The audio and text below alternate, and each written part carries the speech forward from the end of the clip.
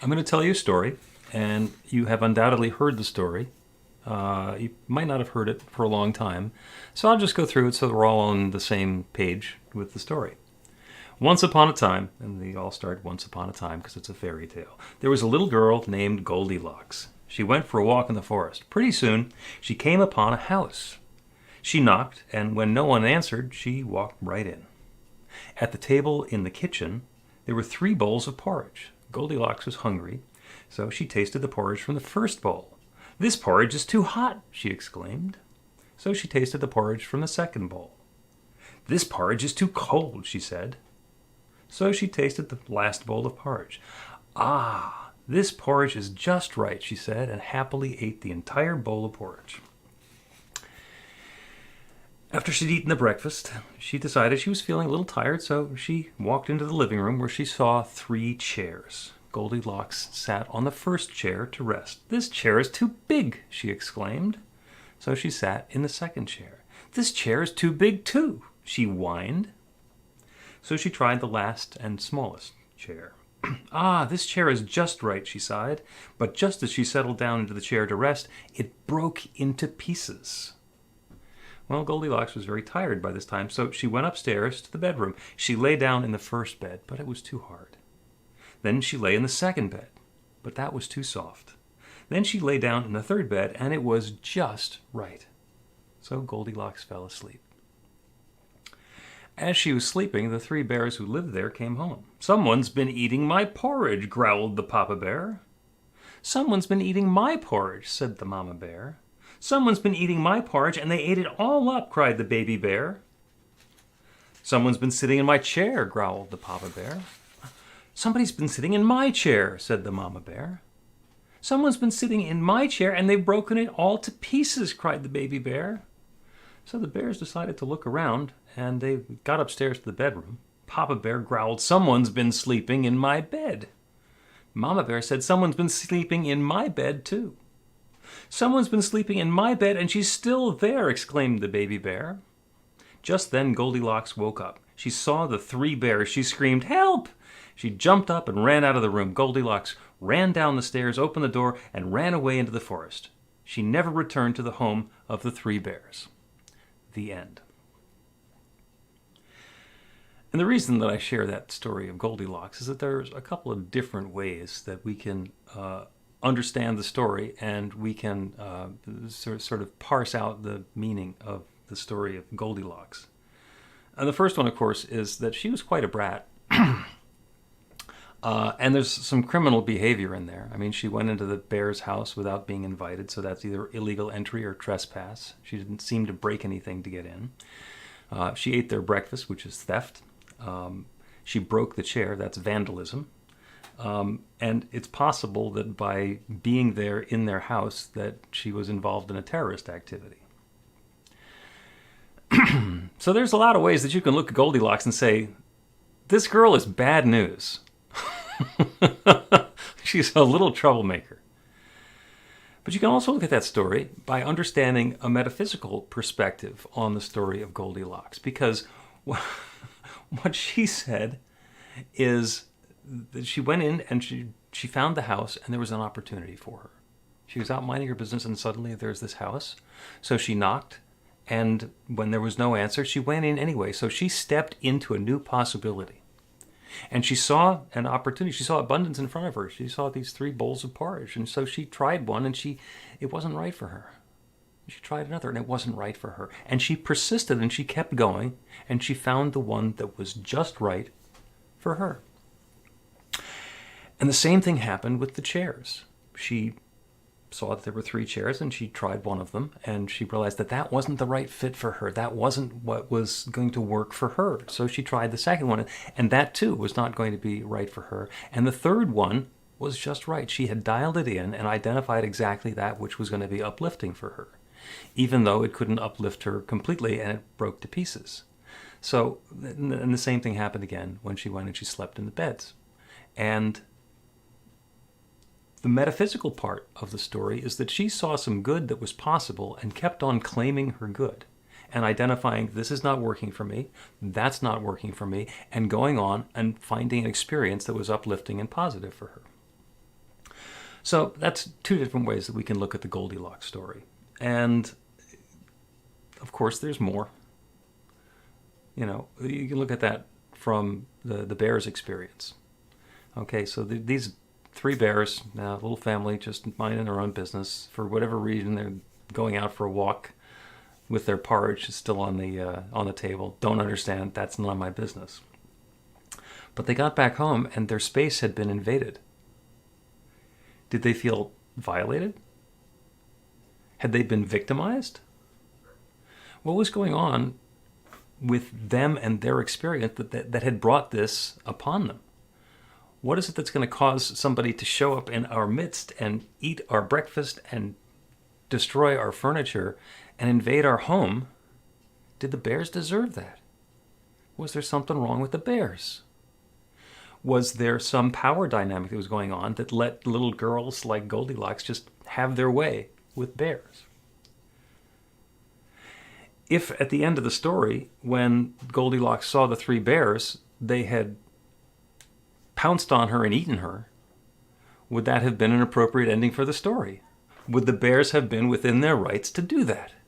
Or would that have brought even more trouble for the bears as the townfolk decided, oh, these bears have got to go, and hunt them down and get rid of the bears?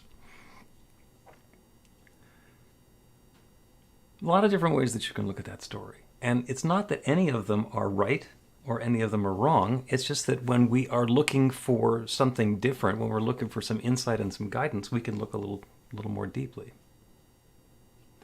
If we take the story and we approach it with empathy and curiosity instead of assumption,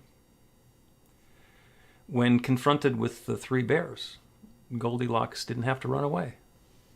She's already in their home. Maybe there's a reason for that. Maybe there's some curiosity about how did this situation come about. The bears were certainly astonished. Goldilocks was surprised because for whatever reason, after she'd gone to sleep in the bear's bed and they showed up, she was surprised. And she cried for help. By the way, she didn't need any help to get into that situation. Who's going to help her to get out of that situation? The other thing that we can do with empathy and curiosity is own our own behavior. There is something that I have done that has gotten me into this situation. So Goldilocks did what she did. She ate their breakfast, broke their furniture, trespassed in their house, and then when they surprised her, she ran away. There's possibilities for that relationship to continue differently. The way the story ends is Goldilocks is now afraid of the bears, and the bears are now afraid of Goldilocks. And if they encounter each other again in the future, how's that encounter going to go? What are the assumptions that they're going to bring about each other and about their circumstance? Like, when this girl shows up again, what are we going to do? Do we have to prepare ourselves? Do we have to defend ourselves? Do we have to put locks on the doors? Do we have to make sure that this never happens to us again?